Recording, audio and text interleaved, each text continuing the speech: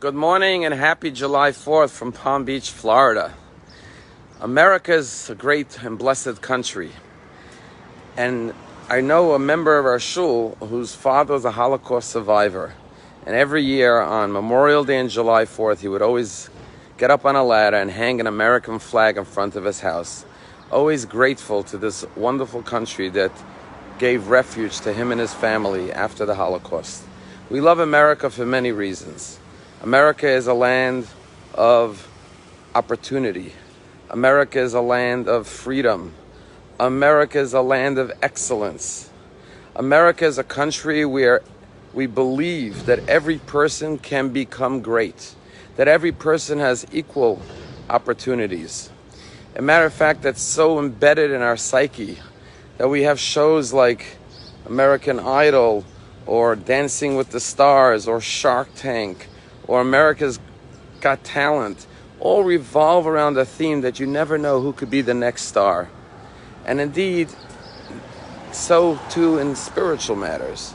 One of the greatest movements of our generation is the Baal Teshuvah movement, people who grew up with no Jewish education but returned to a fully Jewish life.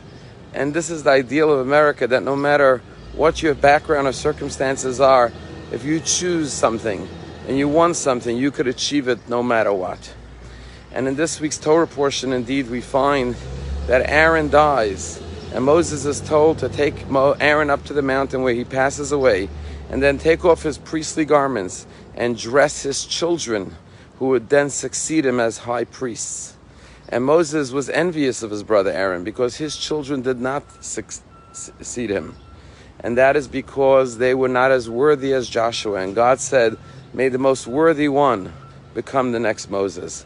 Every person could become great, whatever greatness is for you. You want to become wealthy, you want to become successful, you want to become famous. But also if you want to be the next Moses, you can choose to be that too. But there's something we've forgotten today, and that is that America is not just a country of greatness and a country of excellence and freedom and opportunity.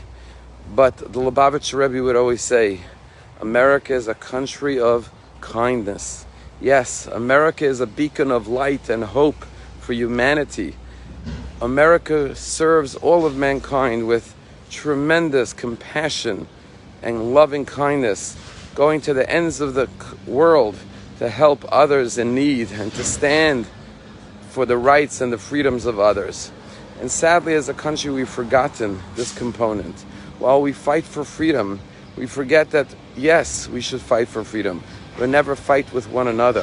We must show kindness and compassion because this country is built on being a kind and compassionate country. As Americans, all of our excellence will not endure if we do not learn how to be kind and compassionate to one another.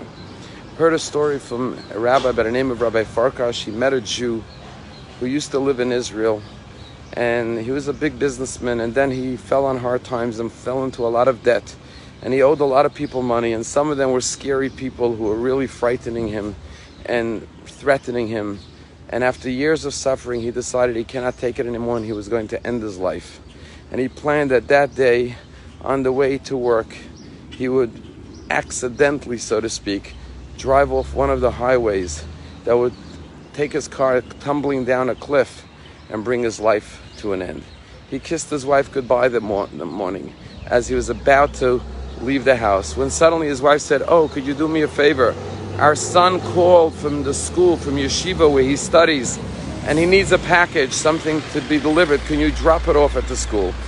Well, this wasn't the direction he was planning on going, to take the road that would end his life, but he figured, okay, why not bring something to my son? I could always do it on the way home from work. When he came to the school to drop off the package, the head rabbi of the school happened to greet him at the door. And he said, "I'm here to give a package to my son." And he said, "I have to tell you, your son is a diamond. He's an extraordinary young man. Such kindness, such sensitivity, such love, such menschlichkeit, decency. He's an extraordinary young man. You have raised a wonderful, wonderful son. I can't begin to tell you how amazing and incredible and terrific he is." He dropped off the package, got back into his car and said, "You know, I may not have money now. I may have a lot of debt, a lot of worries. but I have a wonderful child, and I have wonderful other children, and a wonderful wife. How can I take my life and leave my children orphans? And right then and there, he decided he would go on living. He went home that night to his family rather than end his life. He went on to leave Israel, came to America, reestablished his life. And until this day, he says, if not for that kind word, that act of compassion that rabbi showed me, I wouldn't be alive today. So often we have opportunities to be kind to one another, to say something uplifting, positive, encouraging. Let's not be cheap with our words. Let's be generous with our words. Don't hold back. When you see someone and do something good, or you have something positive to say, share it with them. Tell parents how wonderful their children are, or tell teachers what a great job they're doing teaching their students. Most importantly, tell children how great they are and how good they are. Point out the goodness and the kindness of others. And if we learn that, then as a nation, we will truly be a great nation. So happy July 4th.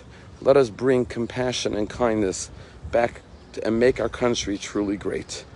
Have a wonderful July 4th.